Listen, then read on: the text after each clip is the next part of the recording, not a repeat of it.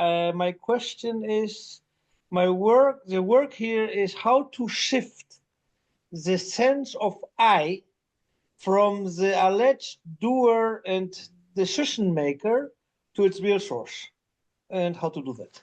When we are doing,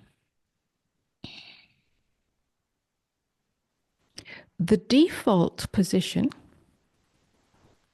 of the one who is identified as the doer, which in most people is unconscious, but we gradually become more conscious of that as we go on the spiritual path.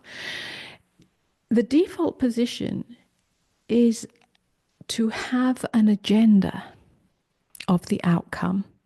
Yeah? We make a choice, we follow an action or make an action or whatever it is. And with that comes either an expectation of the outcome, a goal, a strategy to get there. And also with the expectation comes the fear of not having that outcome. Therefore, the striving to control to get that outcome. And this takes place in small ways and in big ways. Yeah, in small actions and in bigger actions. We can start, you can start, if this speaks to you, to notice that mechanism taking place. The question is it possible for doing to take place? And with that doing, seemingly comes a decision, a choice. I'm going to drink tea, not coffee. I'm going to go left, not right. I'm going to make this business decision, not that one. And so on, yeah? When doing takes place, is it possible to be fully in that doing as presence, with no agenda, with no expectation, with no fear,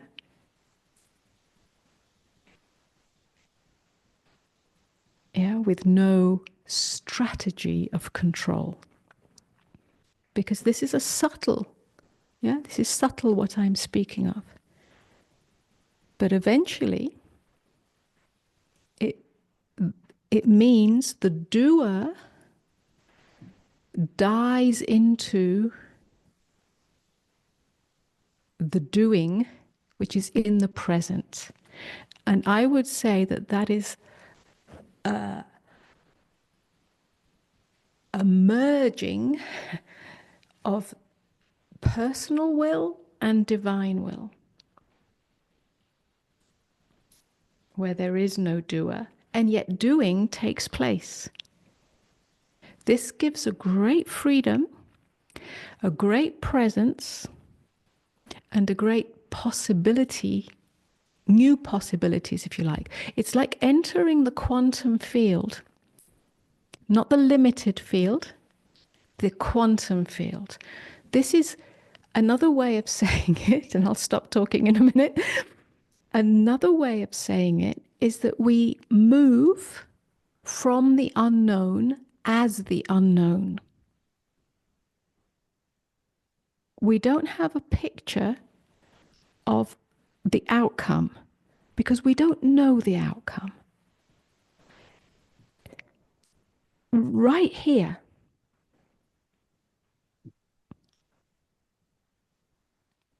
and you're living from the unknown as the unknown, which opens up a whole new field of quantum possibilities. It also brings joy, a certain kind of joy, not a surface joy, but the joy that stems from presence and openness. They're the same. Yeah. So then it's almost like what guides you, and it's not guiding as a voice in the head or God speaking to you or some other being speaking to you, but simply an inner intelligence starts to move you from the inside. And the whole of life becomes this. The first place to start is to notice if there is a tight, if you like, expectation of the outcome. If I do this, it will make me feel better. It will make me feel good. It will make me feel successful. It will make me feel, yeah. And there's an expectation of identity. And then you're really stuck in the doer identity. Okay, I stop talking now. It's absolutely clear. The point is that here I feel it reverse. So I want a certain goal, and that moves me to take a choice. So of course there's an agenda, because if not, why should I move? Why should I do anything? It is because I want to achieve something. And then this bloody I, as I just mentioned it, is again there. I want.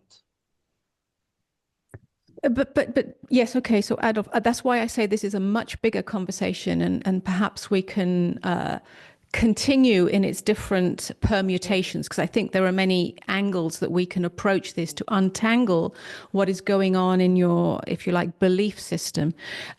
So let's just touch on it a little bit now, and then hopefully perhaps we can return to it. It's a good exploration. I just want to say to that, I want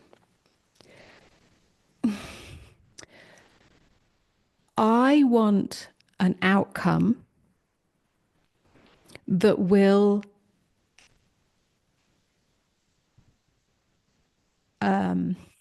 if you like, add something to my sense of self. Success, pleasure, I don't know, recognition, love, so on, whatever it is. Then that is the I that you are, if you like, wanting to undo.